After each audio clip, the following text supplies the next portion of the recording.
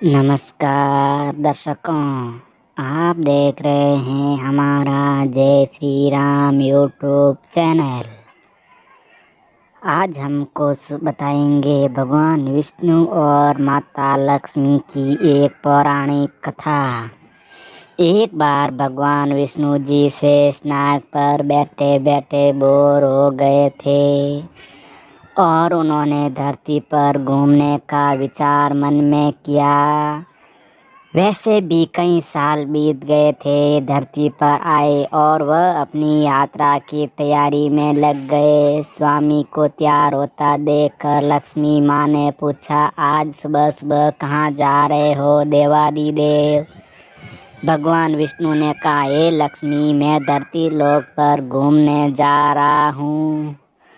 तो कुछ सोच कर लक्ष्मी माँ ने कहा, हे देव, क्या मैं भी आपके साथ चल सकती हूँ? भगवान विष्णु ने 2 पल सोचा, फिर कहा, एक शर्त पर। तुम मेरे साथ धरती पर चल तो सकती हो, परंतु उत्तर दिशा की ओर बिल्कुल मत देखना।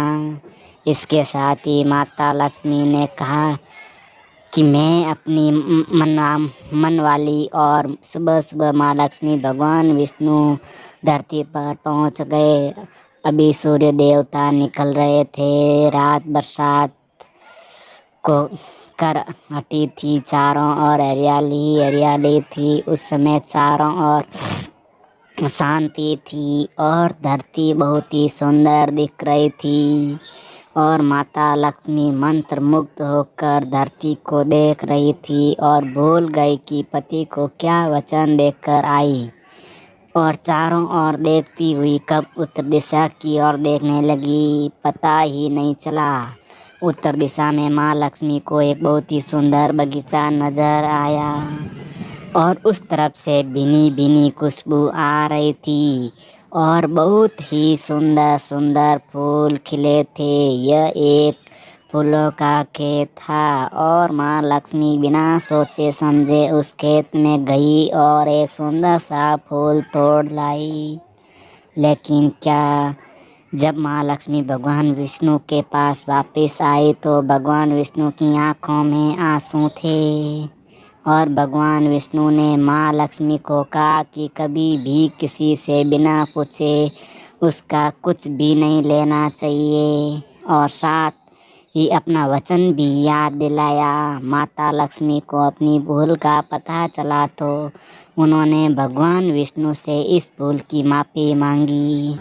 तो भगवान विष्णु ने कहा कि जो तुमने भूल की है उसकी तो सज़ा तुम्हें ज़रूर मिलेगी। जिस माली के खेत में तुमने नए बिना कुछ पूछे फूल तोड़ा है, यह एक प्रकार की चोरी है।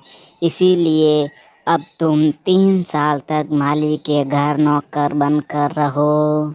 उसके बाद मैं तुम्हें बैकुंठ में वापस बुलाऊंगा। माँ लक्ष्मी ने चुपचाप सर झुकाकर हाँ कर दी और माता लक्ष्मी एक गरीब औरत का रूप धारण करके उस खेत के माली के घर चली गई।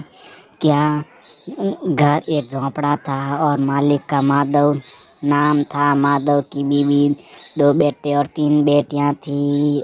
सभी उस छोटे से खेत में काम करके किसी तरह से गुजारा करते थे। माँ लक्ष्मी जब एक साधारण और गरीब औरत बनकर जब माधव के झोंपड़े में गई तो माधव ने पूछा, बहन तुम कौन हो और इस समय तुम्हें क्या चाहिए? तब माता लक्ष्मी ने कहा, मैं एक गरीब औरत हूँ, मैं देखभाल करने वाला कोई नहीं है। मैंने कई दिनों से खाना भी नहीं खाया है, मुझे भी कोई काम दे दो, साथ में तुम्हारे घर का काम भी कर दिया करूँगी। बस मुझे अपने घर में एक कोने में थोड़ा सा आसरा दे दो। माधव बहुत ही अच्छे दिल का मालिक था, उसे दया आ गई। लेकिन उसने कहा, बहन मैं तो बहुत ही गरीब हूँ, मेरी कमाई से मेरे घर का खर्च मुश्किल से निकलता है।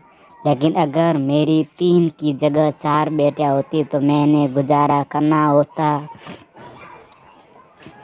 अगर तुम मेरी बेटी बनकर जैसा रुखा सूखा हम खाते हैं उसमें खुश रह सकती हो तो बेटी अंदर आ जाओ।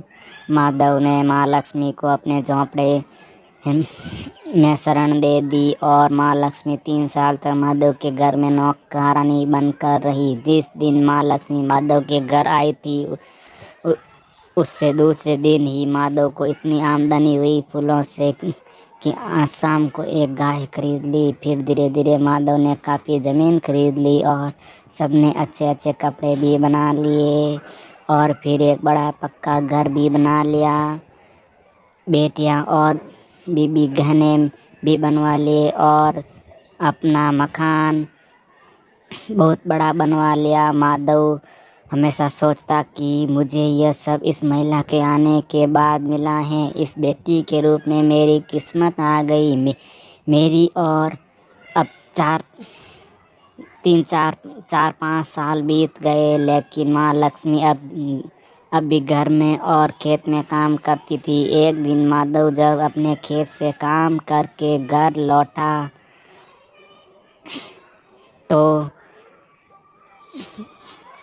उसने अपने घर के सामने द्वार पर एक देवी स्वरूप गहनों से लदी एक औरत को देखा। ध्यान से देखकर पहचान गया, अरे यह तो मेरी मुँह बोली चौथी बेटियाँ यानी वही औरत है जो पहचान गया कि यह तो माँ लक्ष्मी है। अब तक माधव का पूरा परिवार बाहर आ गया था और सब हैरान होकर माँ लक्ष्मी को देख रहे थे। माधव बोला, माँ हमें माफ़ कर, हमने तेरे से अनजाने में घर और खेत में काम करवाया। माँ यह कैसा अपराध हो गया, माँ अब मुझे माफ़ कर दे। माँ लक्ष्मी मुस्कुराई और बोली, हे माधव तुम बहुत ही अच्छे और दयालु व्यक्ति हो। तुमने मुझे अपनी बेटी की तरह रखा, अपने परिवार के सदस्य की तरह। इसके बदले मैं तुम्हें वरदान देती हूँ कि तुम्हारे पास कभी भी खुशियों की और धन की कमी नहीं रहेगी। तुम्हें सारे सुख मिलेंगे जिसके तुम पर द्वार हो। फिर भी माँ अपने स्वामी को दोबारा भेजे रथ में बैठकर वकुड़ चली गई।